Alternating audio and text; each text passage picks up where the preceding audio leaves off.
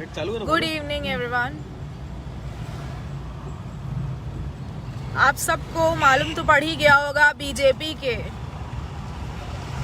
Candidate ने असम में जिस तरह से अपनी गाड़ी में खुलेआम ईवीएम ले जाने की हिम्मत की, उससे ये साफ है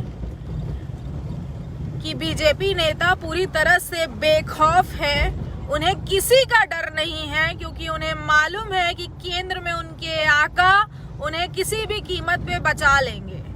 वो चाहे जितनी भी बड़ी से बड़ी गलती करें,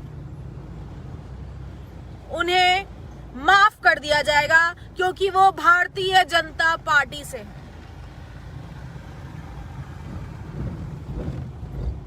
असम की ये घटना पूरी तरह से ये दर्शाती है कि भारतीय जनता पार्टी बेखौफ होकर लोगों को बेवकूफ बनाने में नंबर 1 हमेशा से क्यों होती आ रही है, क्योंकि ईवीएम इनके हाथ में है। और ईवीएम घोटाला लोग कहते हुए आ रहे थे कि करती है भारतीय जनता पार्टी, लेकिन इसका जीता जागता सबूत मिला है असम में। आप सबने देखा कि नहीं देखा वीडियो? मैं सोचा कि आपको इस चीज से रूबरू करवा दूं कि किस तरह से भारतीय जनता पार्टी के नेता बेखौफ होकर अपनी खुद की गाड़ी में ईवीएम ले जाते हुए पकड़ा रहे हैं। असम की जनता अब भी जाग जाइए और भारतीय जनता पार्टी के नेताओं को, कैंडिडेट्स को भूलकर भी वोट मत दीजिएगा। अभी उत्तर प्रदेश में भी पंचायत चुनाव का आगाज हो चुका है, और जिस तरह से कांग्रेस पार्टी ने पिछले 5 सालों में विपक्ष के रूप में ही सही, लेकिन जनता की मदद में अपना हर एक दिन, अपना हर एक कार्यकर्ता को सौंपा है। जिस तरह से कोविड में बहुत ही बुरे समय से बीता हर इंसान का, इतनी बड़ी महामारी ने हमारे पूरे देश नहीं पूरे विश्व को झंझोर कर रख दिया, जहां पे भारतीय जनता पार्टी के नेता, मंत्री, विधायक अपने घर में एसी के हवा ले रहे थे। उन्हें जनता के सुख दुख से कोई मतलब नहीं था। उनके क्षेत्र की जनता जिंदा है या मर गई वो भी देखने नहीं गए वो, लेकिन कांग्रेस का हर एक कार्यकर्ता लोगों के मदद में तत्पर था। हमारी राष्ट्रीय महासचिव ने न जाने कितनी बसेस भी भेजी थी, जो कामगार लोग महाराष्ट्र से चलकर यूपी बिहार तक हजारों किलोमीटर पैदल चलकर आ रहे थे। उनका दुख कांग्रेस पार्टी से देखा नहीं गया। तो सोनिया गांधी जी ने, प्रियंका गांधी जी ने, राहुल गांधी जी ने न जाने कितनी बसेस का इंतजाम करवाया, लेकिन योगी आदित्यनाथ जी, जो कि उत्तर प्रदेश के मुख्यमंत्री हैं, उन्होंने वो सारी बसेस वापस कर दी और लाखों की तादाद में पलायन कर रहे कामगार को मरता हुआ छोड़ दिया। उन्हें खुद तो फ्री बसेस की सुविधा उपलब्ध नहीं करवा पाए, उनसे 1-1 हजार रुपए चार्ज कर रहे थे, जहां पे उनके पास खाने को नहीं था, पीने को नहीं था। उनसे 1-1 हजार रुपए चार्ज कर रहे थे, जबकि सारी पब्लिक ट्रांसपोर्ट, बसेस, रेल खाली पड़ी थी। उन्हें यूज किया जा सकता था, लेकिन उन्हें यूज ना करके लोगों को तड़पता हुआ छोड़ दिया गया। और जो सामने वाली कांग्रेस पार्टी मदद के लिए हजारों बसेस भेजने के दावे कर रही थी, भेज रही थी, लेकिन उन्हें वापस कर दिया गया। ये पूरी तरह से दर्शाता है कि भारतीय जनता पार्टी खुद तो मदद नहीं करती, और बाकी कांग्रेस जब करना चाहती है तो उसे मदद करने भी नहीं देती, क्योंकि वो जानती है कि कांग्रेस जिस तरह से पिछले 70 सालों में जनता का सुख दुख बांटती आ रही है, उनके हर सुख दुख में उनके साथ खड़ी रही है, भारतीय जनता पार्टी की तरह नहीं, जो अपने फायदे के लिए चुनाव जहां पे है वहां पे चले जाएंगे। मैं कहना चाहूंगी आप सबसे कि जो भारतीय जनता पार्टी हमारे अन्नदाताओं की नहीं हुई, हमारे किसानों की नहीं हुई, वो लगभग 125 दिन से लगातार आंदोलन कर रहे हैं उत्तर प्रदेश प्रदेश के बॉर्डर पर, गाजीपुर बॉर्डर पर, सिंधु बॉर्डर पर, लेकिन भारतीय जनता पार्टी का एक भी नेता, एक भी मंत्री वहां झांकने तक नहीं गया कि वहां पे किसान जिंदा हैं या मर गए। लगभग 300 से भी ज्यादा किसानों की मृत्यु हो चुकी है 125 दिन में। उन 300 किसानों की मौत का जिम्मेदार आखिर कौन है? उनके घर के लोगों का क्या दशा है? उनके घर के लोगों ने, किसी के भाई ने, किसी के बेटे ने अपनी जान गंवाई है इस आंदोलन में। उनकी जान का कोई भी वैल्यू नहीं है भारतीय जनता पार्टी के नजर में।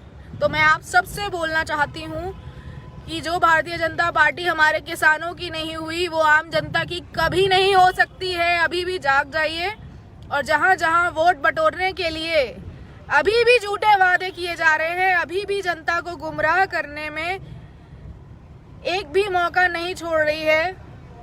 बंगाल में दावा किया जा रहा है कि बंगाल को सोनार बना दिया जाएगा, सोने का बना दिया जाएगा। तो मैं पूछना चाहती हूँ भारतीय जनता पार्टी के लोगों से कि उत्तर प्रदेश कब सोने का बनेगा?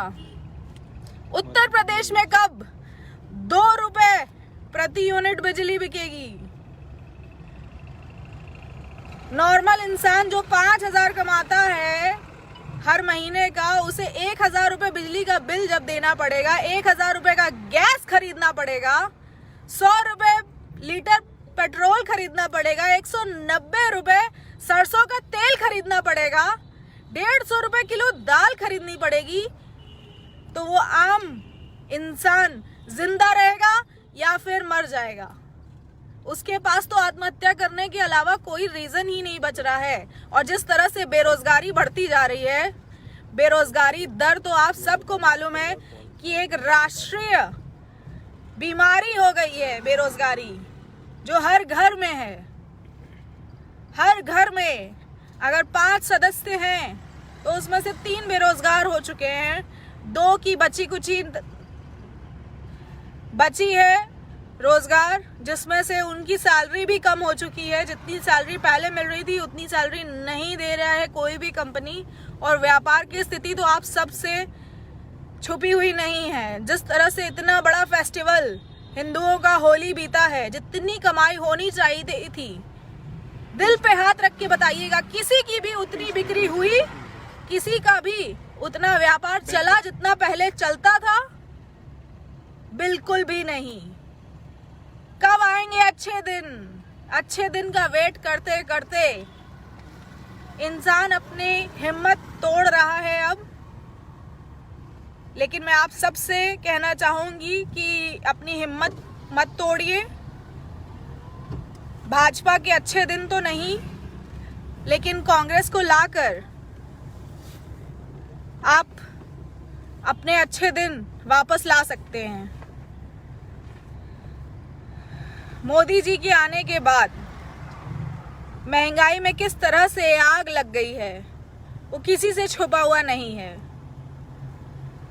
एलपीजी गैस तो 1,000 रुपए है ही, लेकिन प्लेटफॉर्म टिकट भी जो 5 रुपए हुआ करती थी 2014 में, वो अब 2021 में 50 रुपए हो चुकी है। 5 रुपए की प्लेटफॉर्म टिकट 50 रुपए होने का मतलब समझते हैं आप? लगभग 10 गुना महंगाई बढ़ चुकी है। रेल टिकट जो 1416 रुपए थी राजधानी की, वो अब 2360 रुपए हो चुकी है। देसी घी 350 रुपए था, जो कि अब 550 रुपए हो चुका है। तो मैं आप सबसे बोलना चाहूंगी कि महंगाई में जिस तरह से आग लगी हुई है वो किसी से भी छुपा हुआ नहीं है। अगर आपके पास रोजगार ही नहीं है तो आप इतने लंबे खर्च, जो कि बहुत जरूरी है, 3 टाइम का पौष्टिक आहार स्वस्थ रहने के लिए हर इंसान को जरूरी है, लेकिन 3 टाइम का पौष्टिक आहार का मतलब है अगर आपके घर में 5 सदस्य हैं तो आपके एक दिन का खर्च, एक दिन का सब्जी का खर्च ही 100 रुपए आता है। तो 3,000 रुपए तो सब्जी के ही हो गए।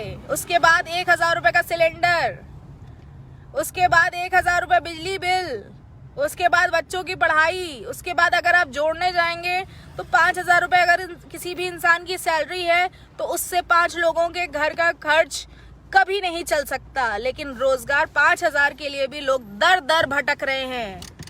ग्रेजुएशन किए हुए छात्र, पोस्ट ग्रेजुएशन किए हुए छात्र रोजगार के लिए इस तरह तरस रहे हैं जैसे लग रहा है कि उनके हक का नहीं, वो भारतीय जनता पार्टी के हक का मांग रहे हों।